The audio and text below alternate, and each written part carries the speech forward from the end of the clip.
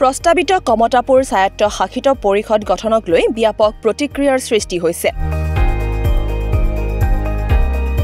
অবিভক্ত গোৱালপাৰা জিলা নাগৰিক সুৰক্ষা মঞ্চই বিলাসীপাৰাত এক সংবাদ মেল সম্বোধন কৰি প্ৰতিক্ৰিয়া প্ৰকাশ কৰিছে। বিলাসীপাৰা নয়াহাটস্থিত মঞ্চৰ অস্থায়ী কাৰ্যালয়ত আয়োজিত সংবাদ মেলত মঞ্চৰ সভাপতি আৰু সম্পাদকে প্ৰতিক্ৰিয়া প্ৰকাশ কৰে এনেদৰে।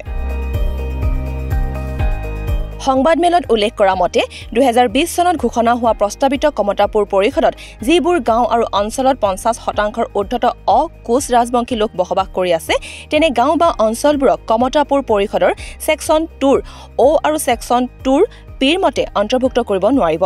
লগতে যিবোৰ গাঁও বা অঞ্চল কমতাপুৰ পৰিষদত অন্তৰ্ভুক্ত হ'ব তেনে গাঁও বা অঞ্চলৰ অকোচ ৰাজবংশী লোকসকলৰ সাংবিধানিক অধিকাৰ, ভূমিৰ অধিকাৰ, ৰাজনৈতিক অধিকাৰ আদি যাতে খৰ্ব নহয় তাৰ প্ৰতিও চৰকাৰক দৃষ্টি ৰাখিবলৈ আবেদন জনায়। এই সন্দৰ্ভত ইতিমধ্যে কমতাপুৰ পৰিষদৰ নডেল বিষয়া তথা বঙাইগাঁও জিলাৰ আয়ুক্তক স্মাৰক পত্ৰ প্ৰদান কৰিছে মঞ্চই।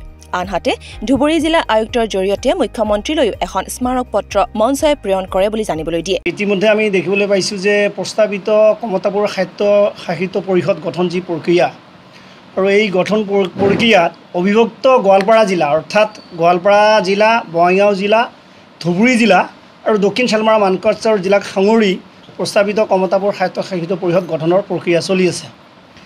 আৰু উক্ত প্ৰক্ৰিয়াক কেন্দ্ৰ কৰি আজি KC যিখন এক্ট 2020 চনত এখন এক্ট প্ৰস্তুত কৰা হৈছে আৰু য'ত নেকি উল্লেখ কৰা আছে ছেকশ্যন 2 অ আৰু ছেকশ্যন 2 পিত যে যিসমূহ গাঁও বা অঞ্চলত 50%ৰ ঊৰ্ধত অৰ্থাৎ 50%তকৈ বেছি কোচ ৰাজবংশীয় সম্প্ৰদায়ৰ মানুহ থাকিব সেইসকল গাঁও বা অঞ্চল কমতাপুৰ স্বায়ত্ত শাসিত পৰিষদৰ অন্তৰ্ভুক্ত হ'ব।